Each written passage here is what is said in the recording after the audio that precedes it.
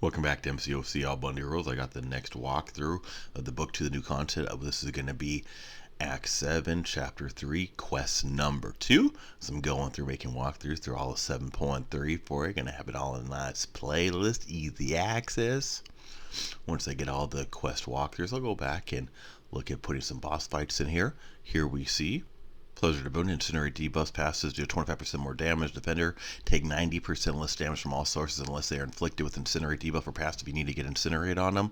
When Defender is knocked down by heavy special tech, they become debuff immune for 4 seconds.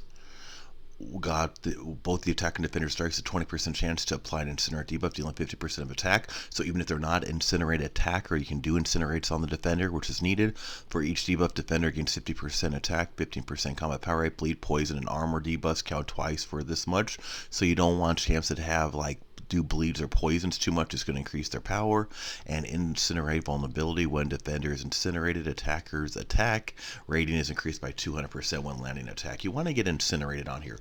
So if there are attacks, you can land Incinerate, but you can speed up the whole process if you use champs that have Incinerate. Here's the global nodes paradox. Doesn't look relevant on this path. We see the adrenaline and see some of the other basic ones. These are global nodes from the other quests in this chapter, and some of them have been on the previous chapters in Act 7 as well, so nothing too new that I'm going to go into right now. I saw these nodes, and first person who came to my mind was Massacre. Not usually the first person who comes to people's minds when looking at endgame content, right? However, I'm like, Incinerate. You need to get Incinerates. And sure, I can get Incinerates through hits on the random part, but I can do so many Incinerates by getting into the block, getting him built up. I really enjoyed Massacre for a long time, but after his buff, I've really loved him. And especially certain content, he can just cheese right through it. And I'm believing this is one of those kind of contents that he should be able to just cheese like nothing. And yeah, he did. He made such short, easy work of the fight, only 22 hits. These are pretty massive health pools, and Massacre did it effortlessly. So if you got a Massacre on your roster, definitely take a look at bringing him here. He worked just as good as I thought he would. Another one that came to mind pretty quick was the Black Widow Clairvoyant, mainly because we can switch her to where she can do Incinerate damage on Curse of Hellfire. So my strategy with Black Widow Claire is keep her on Curse of Hellfire most of the time when doing the hits. Switch her through her stances as needed. If I need to do a little bit of healing or power control, I can switch. But I'm thinking with Curse of Hellfire, when I do the mediums, I land the Incinerate so I can do better damage. And then that S2 gives the burst damage too. Figure it should be fairly decent. One thing do have to keep in mind and remember, when we knock down the defender, they are going to they're going to become debuff immune for 4 seconds, which means if you try to parry when they come back at you afterwards, it's not going to successfully stun them. Additionally, it's going to take off all of the debuffs. So if you had a whole bunch of debuffs and you knock them down, when they become debuff immune, they're going to go away. So remember that as well for proper timing. Sometimes you might want to avoid knocking the champ or defender down if they are really just stacked with debuffs. And see that immunity right there, see the little blue thing, so the immunity is gone. So just kind of back off for a few seconds while immune to the debuffs, or do as you would like, and then we get those Incinerates on with the mediums while in Curse of Hellfire. So far I've just been keeping Claire on Curse of Hellfire pretty much this entire time has been my goal. And we're seeing some nice damage at unblockable S2, easy to dex on out, stay away. And I was thinking that S1 was going to finish that fight off, but I was wrong. That's okay, and I will go ahead and try to get him down there. And boom, chugga-lucka, down he goes. So we will see a massive difference in hit count between Claire and Massacre. Remember, Massacre did a similar health pool in the 20-ish hit range. And I'm tapping the button. Again, a little bit of lag. New content came out today, so you know how that lag is. I'm waiting to see if I get that little red icon of death in the corner. Not coming up yet, so hopefully that means this lag should be fixing itself rather quickly. But Claire worked extremely good. There we go. There's the loading screen. Worked extremely good, but Massacre was like straight like OP on these nodes. So keep these in mind. But as much as I would like to just rely on one, go all the way through, that's not going to help you if you don't got a Massacre, right? So I want to keep rotating through some of my champs, see how different ones work, see how effective they are, and that way you can see what works based on what you got on your roster. Try to use a variety of champs on the path, knowing most of them will work for most fights. I just want to give you some options. Another very quickly obvious one when I saw these nodes was Human Torch. So really Massacre, Human Torch, and Claire were like no-brainers for me when I saw the nodes. No, I had to try all three. I had to do a little more thinking after that. And I'll explain my reasoning on the others. But we do see Human Torch. Getting those incinerates on super easy. You notice I'm primarily looking at going to try to do the medium line mediums instead of medium heavies, which I might normally do. Because again, the problem with heavies is you're going to knock him down and he's going to become debuff immune for 4 seconds, which not only means stun immune off of a parry, but it also means all those incinerates I have stacked on him will go away. And I don't want to do that. So I'm going to try to minimize the knockdowns right now, especially when it's so easy to get so many incinerates on him. And he is just smelting. Darkhawk just got decimated right there. And 25 hits. So we see Human Torch also extremely good OP for these fights. That was around the same territory as the good old Massacre did it in. So far Massacre and Human Torch for sure have seemed to be the most like OP on the hits on there. Claire very good as well though. Next up, we're going to go into the Invisible Woman. Was a little concerned with this fight, her trying to get the damage on her, the invisibility. So I decided Massacre would probably be a good fit because I can keep hitting into her block to build up my damage, and you can get that increased block proficiency damage, or block damage, and keep the incinerate stacked really easy. I figured this fight could probably be pretty troublesome with a lot of defenders. I'm sure Human Torch would probably work fine here, most likely. But I wanted to go with Massacre. It just seemed like a good, smart, easy fit. So far, it seems to be working. I got my flaming bat going on. My flaming wooden bat that doesn't melt somehow. And get some damage. I was trying to get hit into the block on that S2, but I was having a hard time baiting her into doing a block long enough for me to hit, and just went ahead and threw it. You see how low that damage is under on some of the circumstances, and that's something I was worried about with a lot of champs. But I'm able to work around that with Massacre as I get this incinerate up, and as we work through her cycles. Watch out for that visibility, so that incinerate is kind of melting her away. Ooh, accidentally took some hits right there. That was a little bit of slop on my side. And Invisible Woman just gets melted down to toast. Some burnt toast down on the ground. Destroyed. Cooked her too long. With my flaming bat incineration style. Nothing like using a bat to destroy the defender. Going into this next fight now is going to be Archangel. I decided to bring Omega Red. Reason why I wanted to bring Omega Red was based on the fact I wanted to try somebody who didn't have like the automatic incinerates, to see how that like 50% stuff worked, to see if I could still do damage. I wasn't 100% sure, but I figured if I was having issues with getting the incinerates on the basic attacks based on the RNG percentage, that I could still do some melt by staying up close in those death spores. But actually, Omega Red's working much better than I expected. I wasn't too sure how this was going to work, but I'm not having any hard time keeping the incinerates up. I'm keeping lots of incinerates. I'm staying close, keeping the death spores up, and doing lots of damage. Again, similar to the previous fights, I am trying to avoid doing the knocking down. That Archanger there, I just want to kind of tear him up with my death spores while I'm getting those incinerates on while I'm up in his face. Slap those death spores all over him. Fight's getting close to being finished. As long as I keep those incinerates up, the rest is fairly easy. Again, I've been avoiding doing any of the specials because I don't want the debuff immunity. And trying to bait out that S2 took a few seconds, but there he lets it ride, and I'm right in there to counter and get up in there.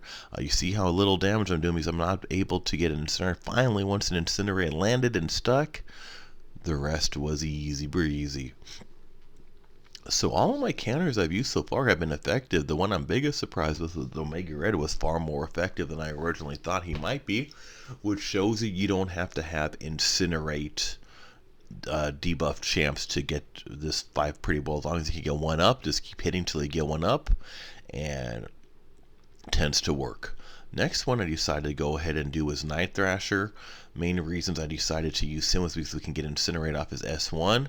Additionally, he's Incinerate immune in case Incinerates are landed on me.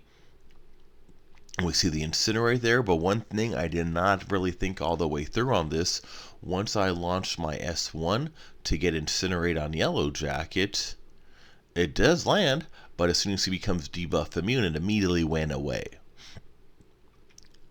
So that kind of messes up my plan right there, as I didn't think that far in advance when I was looking at the notes. Oh, when I was just got clipped, he power stung my toenails. Ouch! I'm gonna have to get a pedicure now, Yellow Jacket. Why you power beaming my toenails, man? Figured I launched that S3. I know that power sting is coming. They're going to take some damage, so I figured I may as well just go out on my own terms and just go out giving some damage right there. I knew the inevitable was coming up after I took the power sting to my toenail was going to finish me off, like, so yay.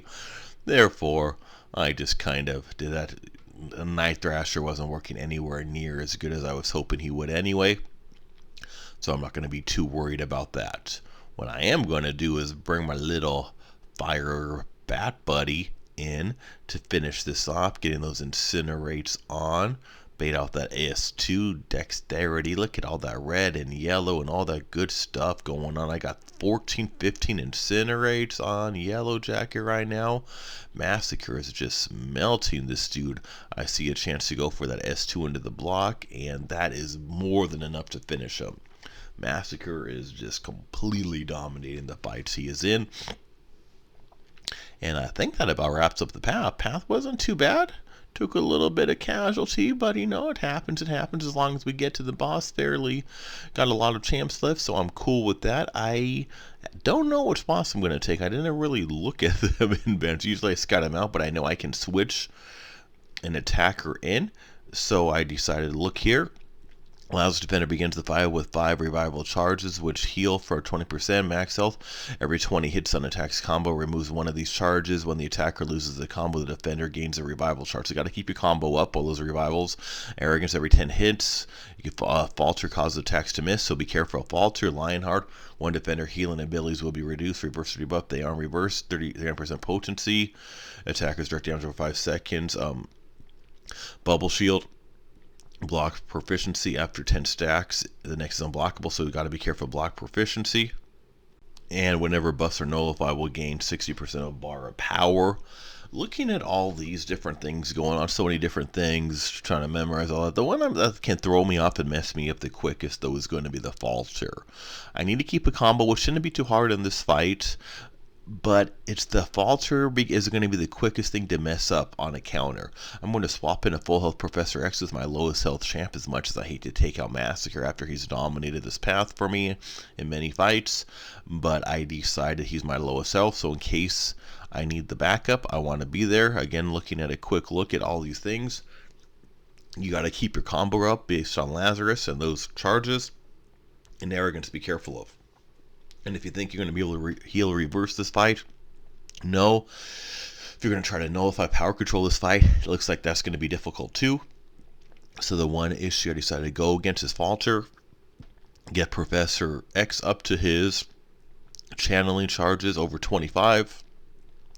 After that, I don't have to worry about falter. So that's my goal. I'm going to try to work him up to a chain of specials, see how that goes. There's a few ways I can play him based on how these nodes are. I'm going to try to play like special spamming style, even though I'm running suicide, so I'm going to take a lot of recoil damage, something I definitely got to be careful. But we see all those miss failed right there. Because of Professor X is over 25 on the channeling charges. Main reason I brought him. That way I don't have to worry about that silly misses. I can just do what I do. I want to try to bait out this S2 before I go into some special attacks. And let's go into the S3 now. Freeze up that Old Man Logan as he comes running in on me. Give some little thingy doohickeys. Blast him with my mind. Ta-chowie. Look at that face. And now going to build up a prowess, do an S2. We get another prowess. Let's go ahead, do another special. Miss failed. Let's go ahead and do another prowess and do a nice little special. Build my charges back up. Going to go ahead and set the timer on my prowess. As long as I'm... Oh, somehow took... Oh, I forgot about the stupid block proficiency. So that's the other thing we got to remember. I was so worried about some of these other nodes, I completely forgot about after 10 blocked hits, the next one's going to become unblockable. So I have to remember that too. So I'm going to have to change a little bit of my playstyle. Right now, the playstyle I've been using has not been very effective. I'm down to 42%. Old Man Logan is 78%. What I've been doing, it's getting him down a little bit, but it's not doing exactly what I needed to do, so I'm going to kind of change it up a little bit. Instead of trying to play to Professor X's strength, I'm just going to swap it out and just play some old school a little bit. I'm going to get these specials out, see what more damage I can do, as I'm taking more recoil. I did get Old Man Logan down to 58%. But I gotta slow down on that recoil, obviously, as I'm down into the 20s. I was believing I should be able to get a fairly decent solo here, but based on how this fight's going, taking a lot of damage, mainly from a lot of recoil, and that dang block proficiency. I do see that little red circle up there with like the white shield thingy majiggy. I'm at 18 blocked hits, which means we're getting close to another unblockable. Every 10 gonna be an unblockable. I'm at 19 now. I'm gonna just avoid. I'm just gonna play a little bit of tap dance, hide and go seek, try to tag me, catch me if you can, fighting style. Left foot in, right foot out. Let's play some hokey pokey, old man. Switching it up, I'm going to now focus only on my S3s for right now. I cannot afford to take any more recoil damage, preferably. I also don't want to take any more blocked hits right now because I've got an unblockable one coming my way. I'm at 15%. I'm just going to completely switch up and turn Professor X into ninja style. Not a way we normally see me use Professor X, but we're going to do what we got to do. So it's going to just take the fight a little bit longer. I'm going to do a slower damage output, but I really want the solo. I can just kind of taste it. Nothing like soloing an old man with Professor X and his cool little helmet. Looks like he's going for a motorcycle ride after this. And there's some hits on him. We see my new strategy that I shifted is seeming to be much more efficient, especially for someone running suicides. Much more efficient. I'm getting Old Man Logan down, and of course I am doing less damage. I'm also taking significantly less damage. I was taking way more damage than I was dishing out, based on the recoil, trying to play Professor X the other way. This is working well. I now got him down to 29%. Ever since I hit the teens, I've been pretty much on fire, avoiding all the issues. Old Man Logan is an easy one to fight ninja style with because his specials specifically are extremely easy to dex. Just kind of being aware of them, because an unblockable special, if one comes out, will end me very, very quickly. Keeping in mind I am at the 12 to 13 range. We are looking at a block proficiency still at 19, keeping in mind every 10 after that it's going to be an unblockable hit. So I just accidentally took one, so one more next blocked hit is going to go right through me, and one unblockable hit will probably end my nice little run. And I don't want that. I'm this close now. I've been working for this one. I want to KO this old man. I want to knock him the heck out. Finish him off. Hit into that block, working up. Ooh, almost took a clip there on that deck. That was a close one. And there we go. Watch out for that unblockable. As long as I'm making sure I keep my charges at over 25 so I don't have to deal with worrying about misses. And now we got ourselves a ball game. You all didn't think I was going to solo him after I was down with like 20% to 70% or some silly nonsense. Yeah, change it up. Came into the locker room at halftime, looked at our halftime strategy, changed up our game plan, and look what's been successful since then. We dominating this guy, smacking him all over the place. Now look at this 9% to 3%. Finish him off, Professor X. Finish him off. No last second mistakes. Keep playing the way we playing. And boom, chaka-laka, down the old man goes. That is what we wanted. So there's a nice Professor X solo for you. Sure as heck not pretty or clean. It was a whole heck of a lot of hits, 255 hits.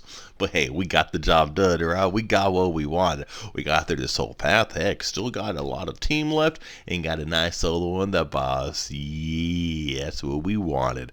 I'm hoping these walkthroughs help you. Remember, I'm putting all of the Act 7 Chapter 3 walkthroughs on a playlist, just like I have for Act 7 Chapter 3.